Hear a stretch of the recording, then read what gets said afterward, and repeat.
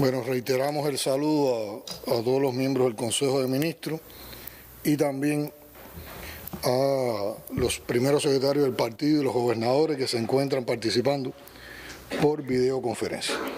Yo más que todo quisiera tenerme algunos elementos de contexto, en algunos elementos también que tienen que ver con el abordaje ideológico, con el abordaje político, con el aseguramiento político y con la manera en que tenemos que trabajar para apoyar toda esta estrategia.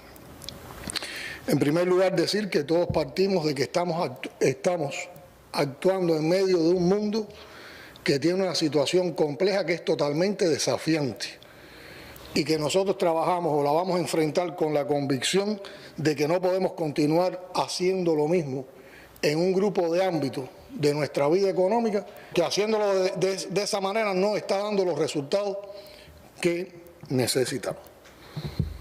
Esta estrategia se aprobó en una reunión la semana pasada del Buró Político, presidida por su primer secretario, el general de Ejército Raúl Castro Ruz, y hoy se ha traído al Consejo de Ministros para aprobarla y también para informarle a los gobernadores, y de esta manera vamos preparando todo el sistema de dirección que va a estar implicado con la implementación de la misma.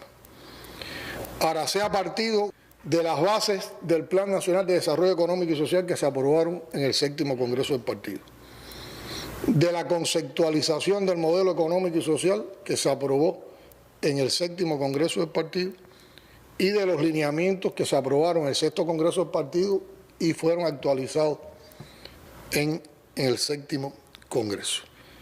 Y con eso, ¿qué hemos diseñado y que ya hoy tenemos aprobado a diferentes niveles? Una estrategia de recuperación de la COVID que nos va dando resultados.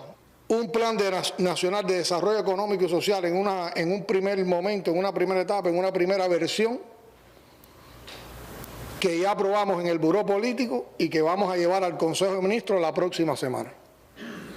Y una estrategia de enfrentamiento, una estrategia económica y social de fortalecimiento de la economía para enfrentar la situación de crisis que ya hoy queda aquí aprobado en el Consejo de Ministros y que vamos a iniciar de inmediato su implementación.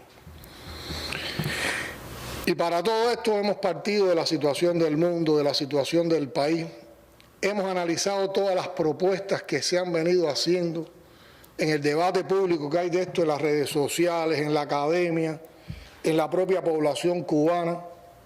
Se han tomado en cuenta los criterios de todo tipo, incluso los que son contrarios a la revolución, para ver en qué elementos nos atacan, en qué están los focos de atención para desmontar nuestro programa económico y social. Y por otra parte, como estamos partiendo de los documentos aprobados por el Congreso del Partido, son cosas que se aprobaron, es la implementación de cosas que han quedado postergadas en alguna medida, pero que fueron aprobadas en un amplio debate popular que precedió al Congreso y se ratificó también en la Asamblea Nacional del Poder Popular. Nosotros tenemos que reconocer que a nivel global estamos asistiendo a la confluencia de una profunda crisis como consecuencia del impacto de la COVID-19, del derrumbe definitivo que tienen los paradigmas neoliberales que venía defendiendo el imperialismo en estos momentos, del ejercicio abusivo que hay de la hegemonía imperial, que han sido puestos al descubierto en el libro de Bolton al mostrar la perversidad de sus prácticas, y aquí podemos mencionar algunas. En ese libro se plantea cómo se hace presión permanente sobre otros gobiernos, cómo hay un apoyo desembosado a golpes de Estado e intentos de golpes de Estado, injerencia, violencia, amenaza de intervención militar y despliegue ofensivo de fuerzas y bases por todo el mundo por parte del gobierno de los Estados Unidos. Cómo hay una estrecha alianza de la administración de los Estados Unidos con la contrarrevolución cubana y con la oposición venezolana. Cómo se ha reactivado la doctrina Monroe. Cómo se usan las calumnias y mentiras como pretexto para la injerencia y el intervencionismo. cómo se emplea también la corrupción y el soborno a gobiernos de países para lograr sus propósitos, la obsesión y la hazaña que hay contra Cuba y contra Venezuela, la persecución. Ahí en ese libro se demuestra cómo se orquestó la persecución al combustible que necesitaba adquirir nuestro país, que fue el que nos llevó al primer momento en el que tuvimos que plantearnos un grupo de medidas a finales o a mediados del pasado año. La falta de dignidad en el ejercicio de la política. En síntesis, podemos decir que cada página del libro de Bolton corrobora la validez de las denuncias que ha hecho la Revolución Cubana y de nuestras declaraciones sobre la indignante política actual del imperio. Por otra parte, también tenemos que reconocer que hay una profunda crisis en curso a nivel mundial, provocada por los factores citados anteriormente y reforzada por los problemas que atraviesa la administración norteamericana. Y ustedes han visto todos los problemas económicos que tiene, los problemas sociales, la manera irresponsable e ineficiente con que han manejado el enfrentamiento a la pandemia. El país que más riquezas tiene en el mundo es el país que tiene más muertos y más afectados por esa pandemia. El abuso policial, los problemas raciales. Y a esa administración le molesta y le duele el prestigio y los resultados de nuestro país. Y eso explica el incremento de su agresividad en estos momentos, que se manifiesta en constantes medidas que aplica contra Cuba, en el incremento de la persecución financiera y el congelamiento de cuentas bancarias y bienes cubanos en terceros países que lo tienen como una propuesta, en acciones orientadas a desprestigiar a los dirigentes cubanos, en acciones buscando el recorte del envío de remesas a Cuba, la aplicación de sanciones contra empresas que mantienen negocios en Cuba, los permanentes intentos de crear condiciones para un estallido social y los intentos de promover posiciones políticas opositoras dentro de nuestras instituciones. Por lo tanto, yo creo que nosotros nos tenemos que ubicar en un campo de batalla, donde la estrategia enemiga está demostrando ser atacarnos por varios frentes y disparar por todos los flancos posibles. Cada tema es un sector de fuego. Toman el tema de las colas para el pollo y apuntan a el nivel de vida de la población. Toman el tema del desabastecimiento y atacan la gestión económica del gobierno. Van al ataque incesante de todo lo que se hace y promueven las instituciones del Estado o sus dirigentes para desacreditarlo, y su imagen es objeto permanente de escarnio y difamación. En temas de derecho y sociedad no han desistido en la búsqueda de puntos de quiebre de la unidad nacional, magnificando los posibles disensos en asuntos sensibles como el matrimonio igualitario, el racismo, la violencia contra la mujer o el maltrato a los animales, por mencionar algunos, en todos los cuales trabajamos seriamente para resolver deudas de siglos que solo la revolución en el poder ha enfrentado con indiscutibles progresos.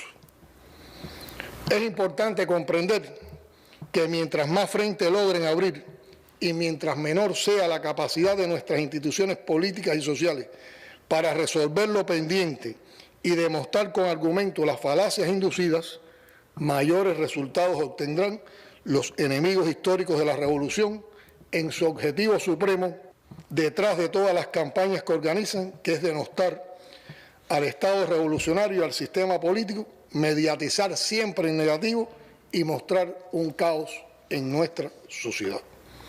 Hay mucho dinero corriendo, pero hay además laboratorios ideológicos detrás de todo esto, porque los nuevos terrenos de operación virtual y mediática han demostrado efectividad en cuanto a la manipulación y a desarmar ideológicamente a los pueblos en nuestra región y en el mundo.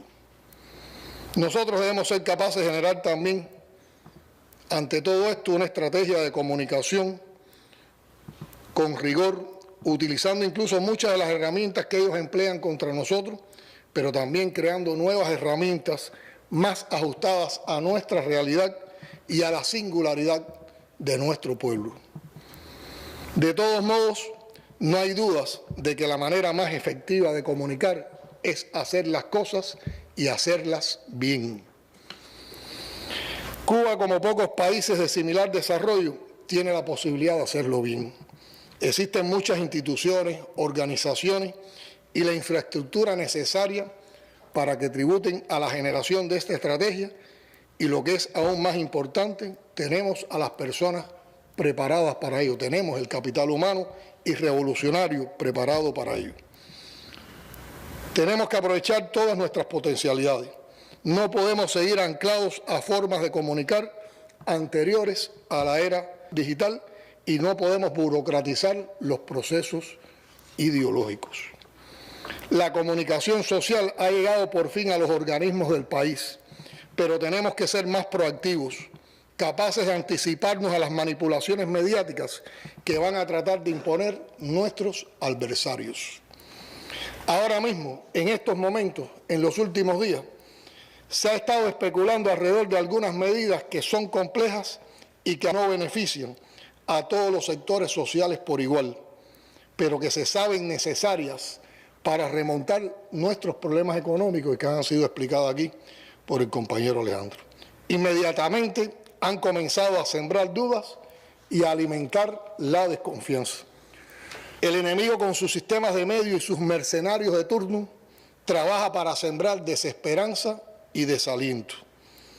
Hay que ver cómo se rasgan las vestiduras y asumen roles de víctimas o de pensadores ahora muy preocupados por el pueblo y por los trabajadores, algunos que serían incapaces del menor sacrificio por la nación, y donde nunca hablan de la verdadera causa o de la mayor causa de nuestros problemas, que es el bloqueo al que no son capaces nunca de repudiar ni condenar. Sacan de contexto frases para ridiculizar esfuerzos, hablan de un apartheid económico. Se puede cuestionar de apartheid económico a un país donde el gobierno todos los días se preocupa cómo le llega la mayor parte de las cosas posibles a todos por igual. Lo que pasa es que ¿dónde está la maldad? Y es de las cosas que tenemos que saber explicar bien, que han dicho que vamos a cerrar las tiendas en CUC y que le van a quedar nada más que tiendas en divisa, en moneda libremente convertible. Y no es así. Nosotros vamos a mantener a un costo tremendo un nivel de ventas en las tiendas en CUC, fundamentalmente de alimentos, de aseo, la canastilla, leche en polvo, todo un grupo de cosas que vamos a mantener y que le vaya a dar a todo el mundo y se va a vender en CUC o en CUP como se plantea. Vamos a vincular más actores económicos de los que tenemos en el país, también para vender en esas tiendas y suplir otras cosas en las cuales no podemos gastar dinero hoy en divisas, como son muebles, algún calzado, ropa que hacen nuestros artesanos y que hace la industria nacional. Pero necesitamos vender en una cantidad de mercancías en moneda libremente convertible para tener divisas, para seguir ampliando esa venta y con esa venta seguir teniendo dinero, para también una parte de ese dinero introducirlo en la industria nacional, que la industria nacional se convierta en una fuente de productos para esas tiendas y para las otras, y además tener un dinero también que nos permite en las otras tiendas poder sostener las otras cosas que queremos vender. Pero eso no lo han dicho ellos. Ellos ayer salieron a las redes a decirle: esta gente van a dolarizar la economía, van a cerrar las tiendas en CUC y todo lo van a vender en divisa. Y el pueblo trabajador, que tanto les preocupa, entre comillas, que gana en moneda nacional y que puede con moneda nacional adquirir CUC, va a quedar totalmente desamparado. Esa es la matriz de opinión que están tratando de sembrar hoy en las redes sociales. Y algunas de nuestra gente, porque no hemos dado la información todavía, porque estábamos preparando todas las medidas, se van con eso y empiezan a mostrar insatisfacción, incomprensión, inseguridad. Empiezan a vaticinar que va a haber una situación compleja. No vaticinen, hay una situación compleja desde mediados del pasado año y todo eso lo hemos ido superando. Pero la situación compleja no es de Cuba, es del mundo. Y nosotros en medio de esa situación seguimos proponiendo cosas para todos y buscando la solución para todos. No hay ningún estado en el mundo que se preocupe que todos sus habitantes coman todos los días. La gente llena los mercados y compra el que puede y el que no, y eso no le interesa a nadie. Y aquí todos los días nos estamos gastando cuál es el per cápita que va a llegar a la gente, de dónde sacamos un poquito para distribuir de manera controlada y no por las vías normales de mercado.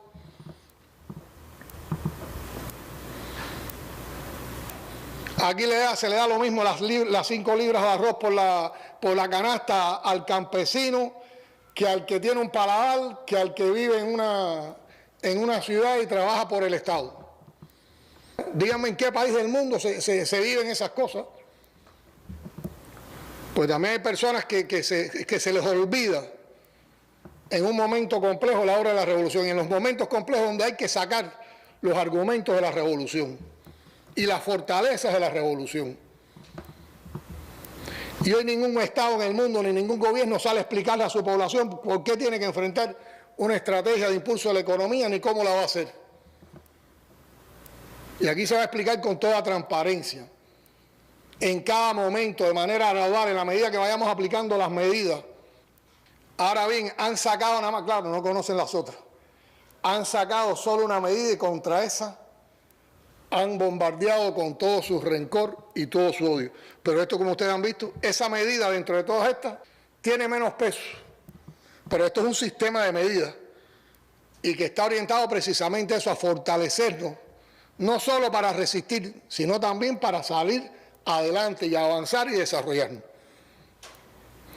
Y todo lo que estamos proponiendo y todo lo que estamos trabajando se está haciendo para buscar un bien común, que es mejorar incluso en condiciones de crisis. En medio de eso, hemos tenido que hacer un tremendo esfuerzo para lograr que por la venta controlada en julio y en agosto lleguen productos adicionales a la población. Y sí, aparecerán en la venta de algunos alimentos a los que tendrán acceso una parte de la población en divisas, pero a todos los cubanos le estamos garantizando, incluso a esos que tienen divisas, le estamos garantizando como mínimo 2 libras más de arroz y en julio y en agosto. Y tal vez podamos dar hasta un poquito más a partir de otras gestiones que se están haciendo. Vamos a dar también una cantidad adicional de granos, de frijoles.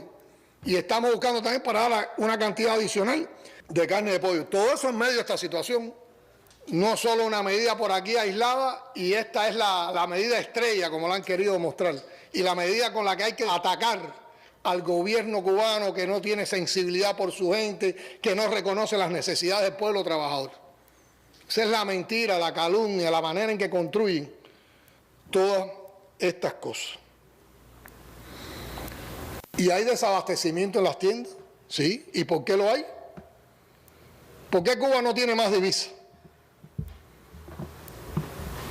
Entre otras cosas por el bloqueo, por la persecución financiera, porque no podemos exportar todo lo que queremos, porque cada vez que le exportamos a alguien tratan de cortar esa exportación, porque cada vez que estamos gestionando un crédito tratan de quitarnos el crédito,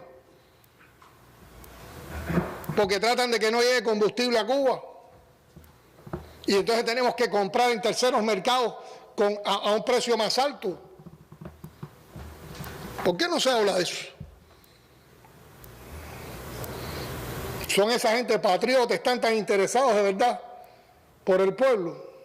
¿O lo que quieren es un cambio de sistema donde se favorezca una minoría?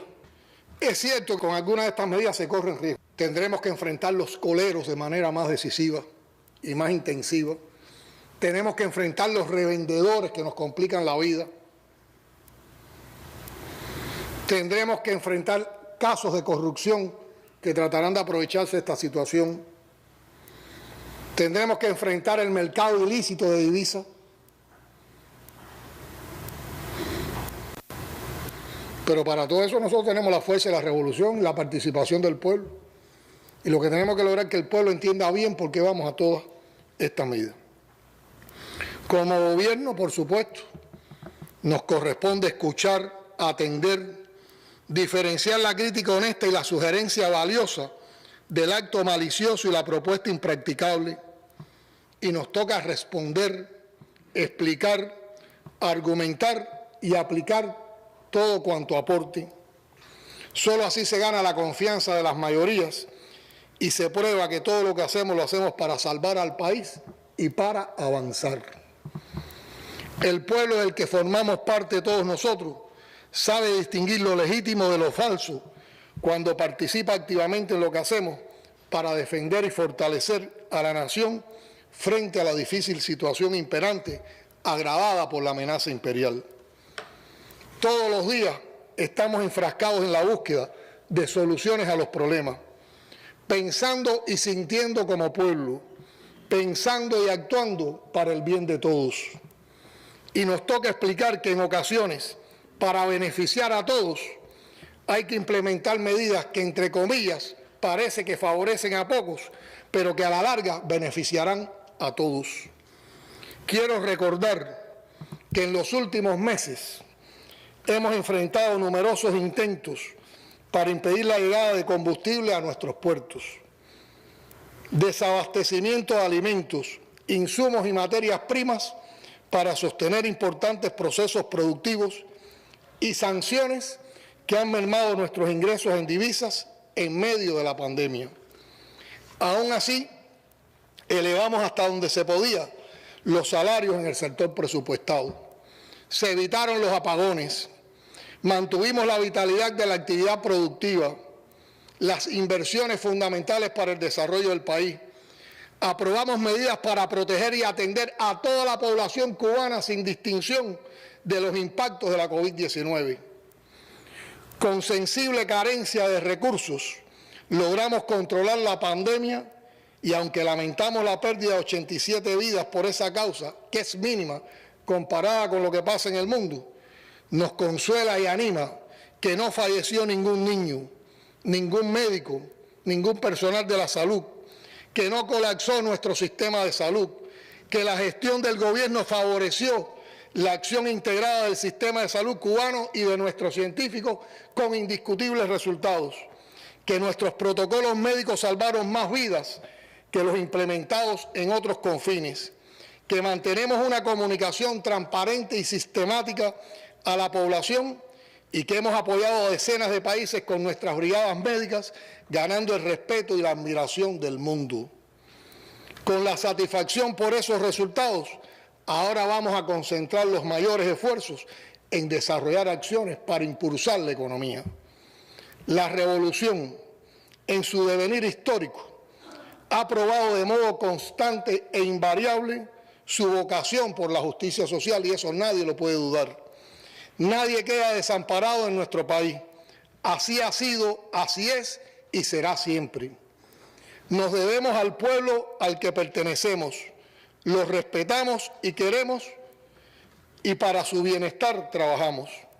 Bajo esas premisas que dan sentido a nuestras vidas, nos hemos planteado cómo enfrentar la nueva situación que impone el mundo post-COVID-19, no solo para resistir, sino para avanzar y fortalecernos. Hoy se presenta aquí la estrategia económica y social para impulsar la economía, que parte de la necesidad de transformar el comportamiento de la economía cubana con agresividad, intensidad e innovación.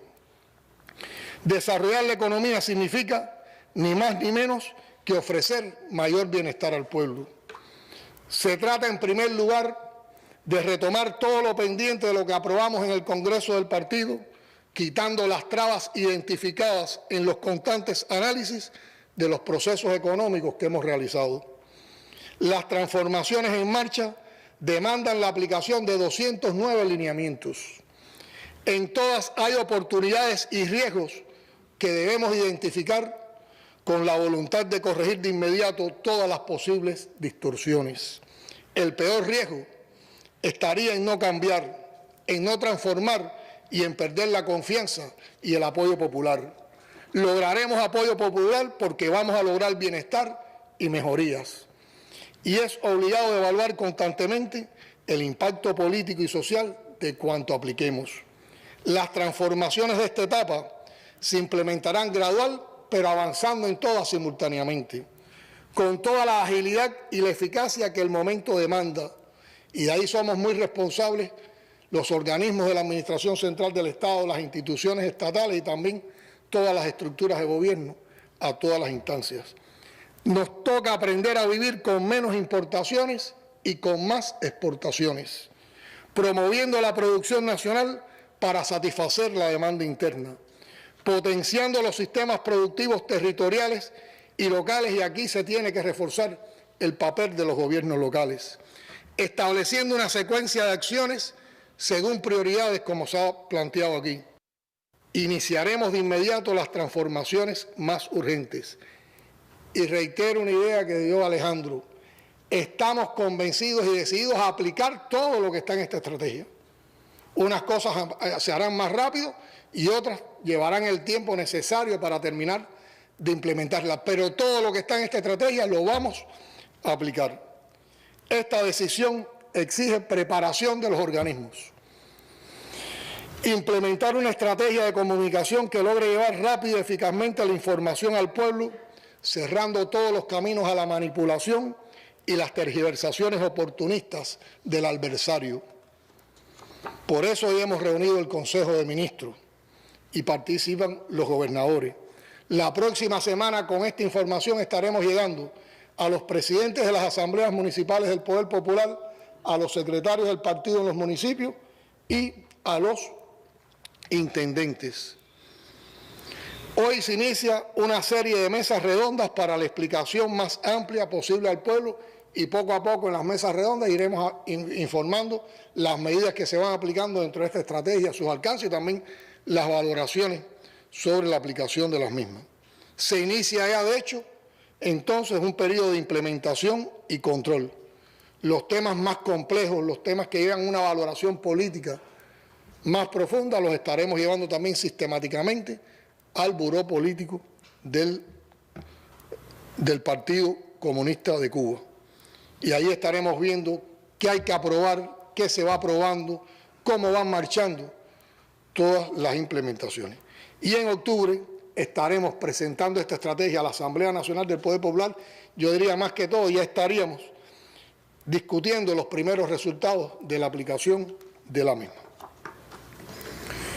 Y todo lo haremos en una secuencia, donde ahora nos vamos a centrar en la producción de alimentos, en la soberanía alimentaria y nutricional, que lleva importantes transformaciones. Lleva transformaciones en el sistema de estructura del Ministerio de la Agricultura, lleva transformaciones en las empresas de la agricultura, lleva transformaciones en la manera de relacionarse adecuadamente empresas estatales con todas las formas de gestión y propiedad que aportan a la producción de alimentos, lleva una transformación en el sistema de comercialización, lleva incentivos, lleva apoyos en crédito, lleva el estudio de las posibilidades de acciones bancarias de fomento a la agricultura, lleva también la posibilidad de que puedan importar cualquiera de las formas productivas insumos que necesitan a través de empresas estatales y también la posibilidad de cualquiera de las formas productivas pueda también exportar producciones para tener también financiamientos en divisas que ayude a reproducir de manera ampliada su actividad económica. Vamos a insistir también en el reordenamiento del comercio interior con todo un grupo de elementos que aquí se explicaron, en el fortalecimiento de la empresa estatal socialista, donde lo primero que hay que priorizar es las 33 medidas que ya tenemos aprobadas para lograr mayor autonomía de su gestión, la transformación del entorno monetario en que opera la inversión extranjera, como se explicó aquí, la modificación del sistema de distribución de divisas en la economía, la participación de la industria nacional como principal proveedor de bienes y servicios que demanda la economía, el incremento y diversificación de las producciones, incluyendo, como decía, de las exportaciones, incluyendo, como decía, la exportación de todas las formas de gestión a través de empresas estatales de comercio exterior, el perfeccionamiento del trabajo del sector no estatal, con prioridad inmediata en la ampliación del trabajo por cuenta propia, de quitarle trabas, la eliminación del gravamen a la compra de dólares, las vías y mecanismos para la canalización de las remesas en función del desarrollo económico y social, el diseño e implementación de incentivos fiscales para los exportadores, el diseño e implementación del mercado de deuda pública con participación de diversos sectores. Y en medio de todo eso vamos a estar dando los últimos análisis para completar toda la envergadura que abarca la tarea de unificación monetaria y cambiaria para aprobarla en el menor tiempo posible y también implementarla cuando esté aprobada en todo su conjunto, y que ella sola, por sí sola, cuando la implementemos, va a quitar muchas, casi que la totalidad de las trabas que hoy tenemos para el desarrollo de las fuerzas productivas en nuestro país. Compañeras y compañeros, he pensado que podríamos definir nuestra estrategia como un plan que defiende un ideal, no como una idea de perfección, sino como suma de los objetivos a conseguir en el siguiente orden: implementar los acuerdos del Congreso del Partido y cumplir con las demandas populares emanadas del debate popular de sus lineamientos, derrotar la política del bloqueo, enfrentar la crisis global y multidimensional que el neoliberalismo y la pandemia han exacerbado, aplicar ciencia e innovación a todos los procesos productivos y dinámicas sociales para afianzar el desarrollo, legitimar y afianzar el ideal socialista como único camino hasta ahora conocido hacia la prosperidad con justicia social. Si unimos las letras iniciales de estos 5 objetivos fundamentales, leeremos ideal. Cuba vuelve a ser retada por un desafiante contexto mundial y una agresiva política imperial. No lo busca, pero no le temen. Contamos con una historia suficientemente grande e inspiradora para lanzarnos a la pelea. A esa historia suman ahora los ánimos renovados y enaltecidos por la consagración y el talento de nuestros científicos y nuestro personal de la salud, que nos han colocado entre los países que han logrado controlar y vencer a una pandemia terrible en medio de las más atroces políticas de bloqueo y persecución financiera y las más indignantes campañas de descrédito de nuestros héroes, los colaboradores de la salud. Hace exactamente 20 años, en una pieza oratoria que se convertiría en su testamento político, nuestro comandante en jefe nos legó el concepto de revolución, del que hoy tomamos algunas ideas fundamentales enlazadas con lo que estamos proponiéndonos con la estrategia que aprobamos hoy. Cito: revolución es sentido del momento histórico, es cambiar todo lo que deba ser cambiado, es emanciparnos por nosotros mismos y con nuestros propios esfuerzos, es desafiar poderosas fuerzas dominantes dentro y fuera del ámbito nacional y social, es defender valores en los que se cree al precio de cualquier sacrificio. Ante estas ideas insuperables de la obra construida en más de 60 años de lucha y sacrificios, reiteramos: pudimos, podremos. Pudimos enfrentar y controlar la pandemia, podremos enfrentar y controlar la crisis. Fuerza Cuba, que seguiremos viviendo, impulsando la economía y venciendo. Como nos enseñó a decir siempre desde esta y otras tribunas el general de ejército que sigue comandando a la revolución: ¡viva Cuba libre!